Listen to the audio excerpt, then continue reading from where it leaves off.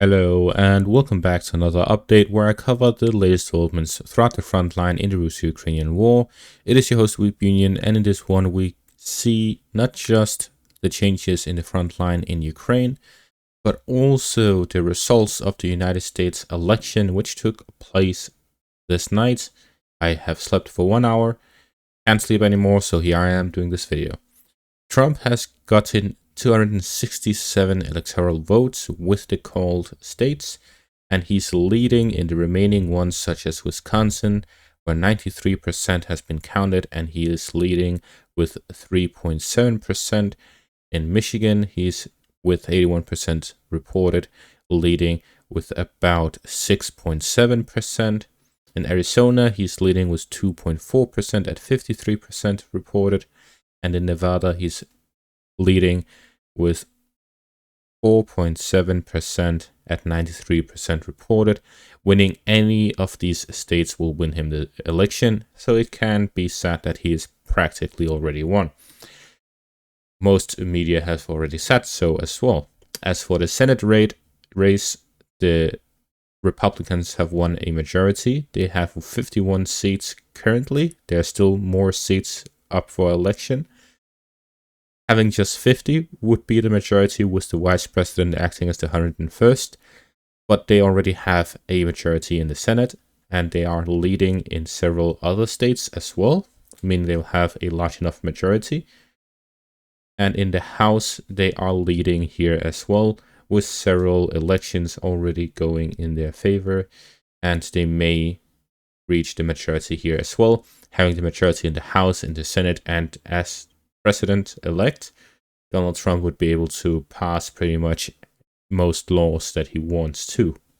Now, what does this mean for the war in Ukraine? Well, it's fairly simple. The war in Ukraine will be significantly sped up in one of three ways. The first one is based on Donald Trump's personal promises during this election campaign. Now, Trump said he would end the war in Ukraine within 24 hours if he was elected. Well, now he's winning the election, so he should be able to end it in 24 hours. So I guess there'll be no video tomorrow. But just in case he doesn't manage to end it in 24 hours, well, I'll be ready to record one in that case. So that is the one scenario where he actually holds up his promise and manages to end the war in 24 hours.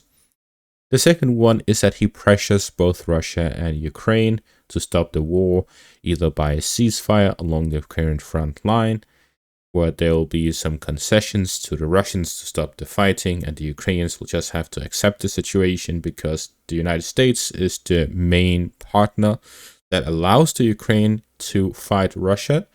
Without military support from the United States, the Ukrainians would not be able to fight Russia and would have already lost the war.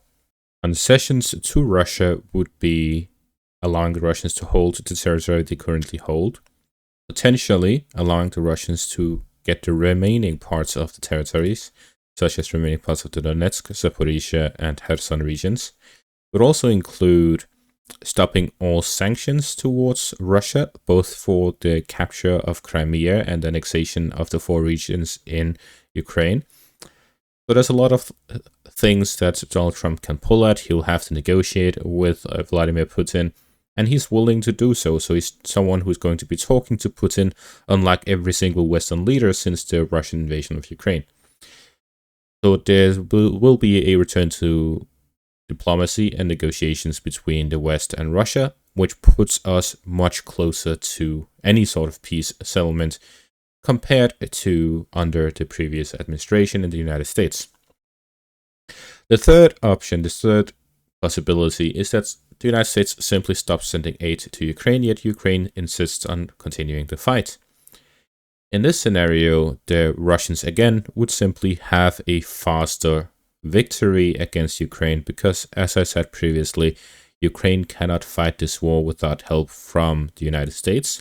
If the United States stops helping, even if the European countries continue helping Ukraine, the Ukrainians would not be able to win. Therefore, the Ukrainians will simply not be able to continue the war and would have to negotiate with Russia itself. So in either case, Trump's re-election spells a much quicker end to the war in Ukraine than the election of Kamala Harris would have. So now that we've covered the election sort of stuff, now we'll go to the frontline sort of stuff. Now that the election is over, such PR maneuvers such as the Kursk incursion will likely end. Syrskyi will pull out the troops from Russia, as there's absolutely no strategic interest in the Ukrainians having any Russian territory, especially if they're not interested in negotiations. So they'll pull out their troops and redirect them to the front line, where it actually matters, in Zaporizhia, Pokrovsk, Kupiansk, and so on. Potentially launch some counteroffensives in the south to improve their positions near Kurakhove, near Pokrovsk, near Kupiansk, and simply just change the situation in that direction. This could, however, lead to a Russian incursion into the Sumy region, which would then prevent the Ukrainians from redirecting their forces, but in the end, it will just turn into the defensive in the Sumy region, similar to the actions in the Kharkiv region. In either case, it is likely that the Kursk incursion will end very soon.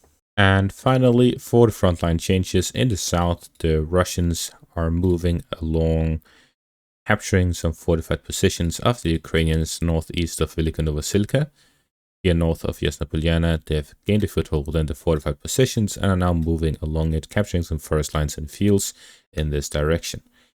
Gaining a foothold in the fortified positions shows exactly what I predicted in my previous episode, where I covered that the Russians would be launching offensive operations towards Velika Novosilka, as we see with the recent territory captured, but at the same time they'll do a wider push because Velika Novosilka itself is located on the low ground, while in the high grounds to the northwest of the settlement, the Ukrainians have several firing positions prepared in the forest areas and in the fortified areas northwest of the settlement and the high ground. This means that the Russians would have to flank these positions if they want to gain control over Velika Novosilka. It will also help them by cutting off the supplies coming from the Pokrovsk direction. At the same time, the Russians are advancing further towards Trudove, both against the fortified positions north of Bohoyavlenka and across the river line. They are moving towards Trudove from the east-south.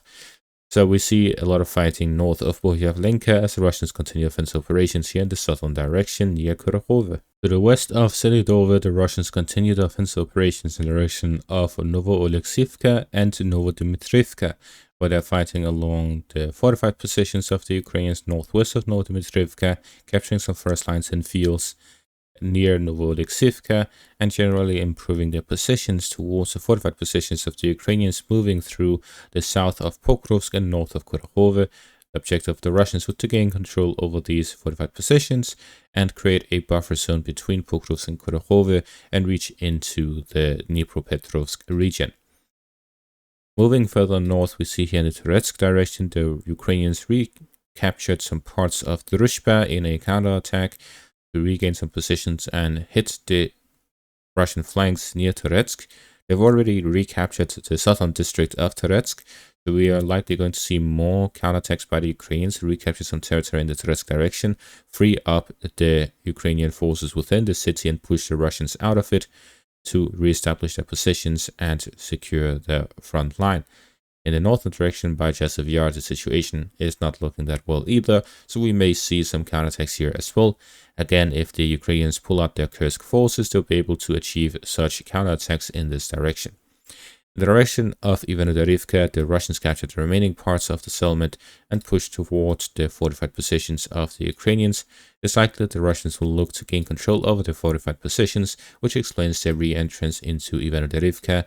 Capturing these fortified positions will allow the Russians to then capture Vyemka in the south, move along the railways and alongside it from the hilltops and along the fortified positions, capturing the next one, reaching the southern outskirts of Siversk, or pushing across the fields towards the village agglomeration south of Siversk. Generally, it seems that the Russians continue developing offensive operations all across the front line as they look to flank the Ukrainian fortified positions, improve their own positions, and attack the Ukrainians where they're weak. The Ukrainians are trying to improve their positions ever so slightly as heavy fighting continues all across the front line in the Donetsk region. All in all, based on Trump's policies, there's no indication that he will continue the military aid to Ukraine, and therefore it is unlikely that the war in Ukraine will prolong for much longer. 2025 will likely be the final year of the war in Ukraine. And that is going to be all for this update. Thank you all for watching. Make sure to leave a like, subscribe, check out my Patreon and YouTube membership for additional content. Thank you all for watching and have a great day.